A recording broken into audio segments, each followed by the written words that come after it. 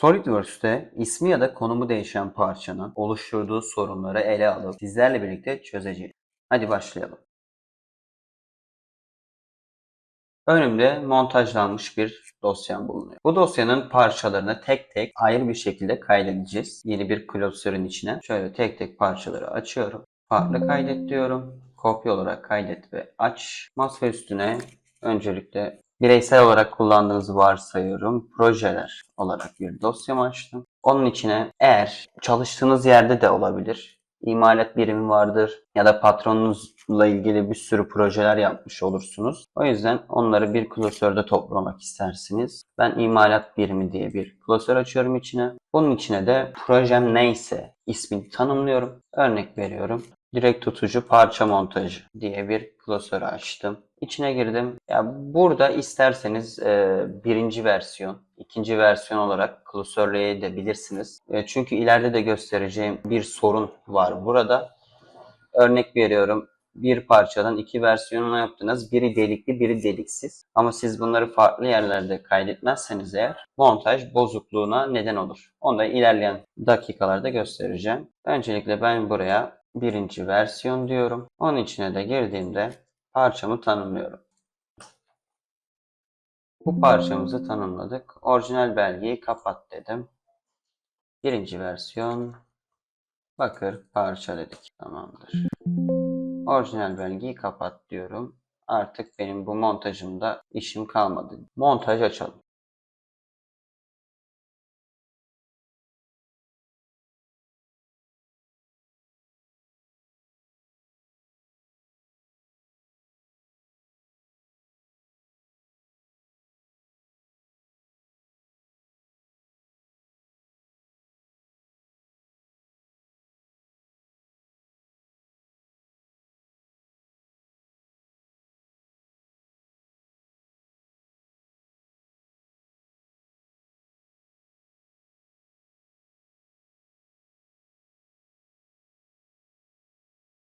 Evet, montajımızı oluşturduk. Dosyalamamızın temellerini attık. Birinci sorun parçanın konumunu değiştirme. Diyelim ki şu deliksiz parçayı ben masa üstüne taşıdım. Montajımı açıyorum. Ekrana bir uyarı geldi. Parçan kaydettiğin dosyada bulunamıyor. Neredeyse dosyalara göz at ya da o iptal olarak açılacak, gösterilmeyecek diye gösteriyor bana. Peki biz bunu şu an nasıl düzeltiriz? Şöyle kaybolan parçanın üstüne geliyorum sol tarafta. Sağ tıkladım. Aktifleştir. Dosyaya göz at dediğimde ben parçamı masa üstüne taşımıştım. Böyle masa üstünden seçersem eğer parçam tekrardan montaja geldi. Ama masa üstündeki konumuna göre geldi. Buna dikkat etmemiz gerekiyor. İkinci sorumuza gelecek olursak eğer biz gene parçamızı dosyaya taşıyalım. Diyelim ki bu deliksiz parça yeniden adlandır. Yanına 1 yazdım. İsmini değiştirdim. Montajımı tekrardan açıyorum. Gene ekranıma aynı şekilde bir hata geldi. Tekrardan gene aynı şekilde sağ tıklayarak aktifleştir yapacağız. Gene göz ata geleceğiz. İsmini değiştirdim. Parçayı seçtiğimde bu sefer o isimle bu parçayı montaja taşıyacağım. Ancak bunda bir husus var. Şimdi onu göstereceğim sizlere. Diyelim ki bu deliksiz parça 1'e ben teknik resim oluşturdum. Şöyle basit bir şekilde teknik resim oluşturalım.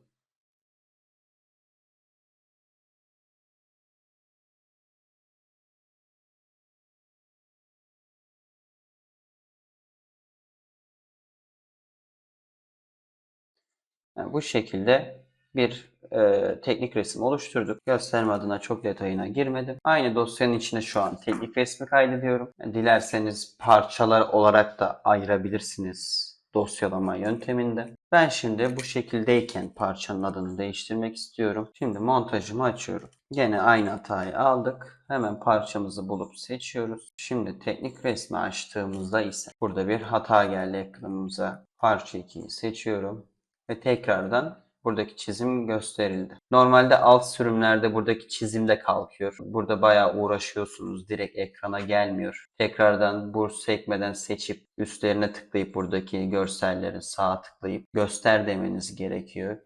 Hadi gelin sizlerle eski sürümde örnek yapalım. Dosyamın ismini değiştiriyorum. Ve tabii teknik resmin dosyasındaki ismi de değiştirdim. Evet, size de bahsetmiş olduğum gibi çizimler kayboldu. Eski sürümlerde bu yaşanıyor. Sağa tıkladım. Dosyayı tekrardan arattım. Aynı dosyayı. İsmini değiştirdim. Dosyayı bulmaya çalışıyorum. Aç dedim. Buraya geldi. Yenilettim. Tekrardan. Sonra görünmeyen çizimin üstüne tıklayarak parçayı aç dedim. Dosyaya göz at dedim. Tekrardan çizim dosyamı buluyorum. Burada çizimi güncelliyorum. Tekrardan kaydediyorum. Tekrardan teknik resme döndüğümde ise üstlerine tıklayarak sağ tıkla yaptım, göster dedim. Hata verebiliyor ilk başlarda. Bazen oluyor. O yüzden tekrar denemeniz gerekiyor. Ya da sağ tarafa gelip tekrardan yeniletmeniz gerekiyor. Şimdi onu da yapıyorum. Yenilettiniz. Şimdi tekrardan göster dersiniz, muhtemelen oluşacaktır. Ve burada kesit aldığım için çizim ölçülerim bozuldu. O yüzden tekrardan kesit almam gerekiyor. Bu şekilde kesit almadığınız ya da detay vermediğiniz çizimleri tekrardan buraya getiriyor. Bu da eski sürümde böyle bir hatayı sizlerle göstermiş olduk. Bir diğer konumuz ise ortak parçası olan iki montajın bozulması. Şöyle ki bu yeni montajımda farklı bir şekilde montajladım parçaları. Bu montajı da aynı dosyanın, yani birinci versiyonun içine kaydettim. Aynı parçalar olduğu için içinde bu montajın şöyle bir değişiklik yapacağım. Bir tane parçama geldim. Burayı kesiyorum. Burayı kestim parçamı. Kaydettim. Evet, bu yeni yaptığım montajda bir ilişki bozulmadı, bir sorun olmadı. Ancak ortak olarak kullandığım parça olduğu için ilk montajda açtığımda gördüğünüz gibi burada kırmızı işaretler, hatalar alıyorum. Neden? Ben burada eş merkezli yapmıştım ve o ilişki bozuldu. Burada anlatmak istediğim olay şudur. Eğer ben bu parçayı, değiştireceğim parçayı ayrı bir şekilde kaydetseydim böyle bir sorun yaşamazdı. Burada dosyalama yönteminde birinci versiyon, ikinci versiyon diye ayırmanız gerekiyor demiştim. Yani parçaları farklı kaydederek yeni bir montaja geçmeniz daha sağlıklı. Yani burada 2-3 parça var ama örnek veriyorum 100 parçalı olan montajlar olacak. Yetkiliniz bu projeyi beğenmeyecek ya da farklı fikir gelecek, ona geçelim diyecek. Ortak kullanman gereken parçalar olacak gene içinde. O yüzden yeni montaj yapacağında kafan karışmaması için, abi bu neredeydi, buradaki çizim bozuldu dememek için doğru temele oturtturarak dosyalama yapmanız gerekmektedir. Son olarak da size ERP sisteminden bahsetmek istiyorum. ERP bildiğiniz üzere muhasebe programı, stok takibi, üretimlerin yapıldığı, stok kartlarının oluşturduğu bir program. Bir firmada çalışıyorsunuz, ERP programı kullanıyorsunuz. Stok kartlarını stok kodu bazı altında listeliyorsunuz. Stok koduna göre onları takip ediyorsunuz. O yüzden de çizimleri ona göre kaydetmeniz gerek. Neyden bahsediyorum? Hemen ben size burada örneğimi göstereyim. Burada bir ana şablonum var. Teknik resimler, tüm parça çizimleri diye. Yani ben bu şekilde yapıyorum. Tabii sizler farklı şekilde yapabilirsiniz ya da PDF'iniz vardır, hiç ihtiyaç duymayabilirsiniz ama burada anlatmak istediğim ERP sistemindeki mantığı çizime nasıl uyarlayabiliriz anlatmak istiyorum. Burada iki sekmeye ayırdım, montajlar ve parçalar diye. Parçalarda gruplarım var benim ERP sistemine göre.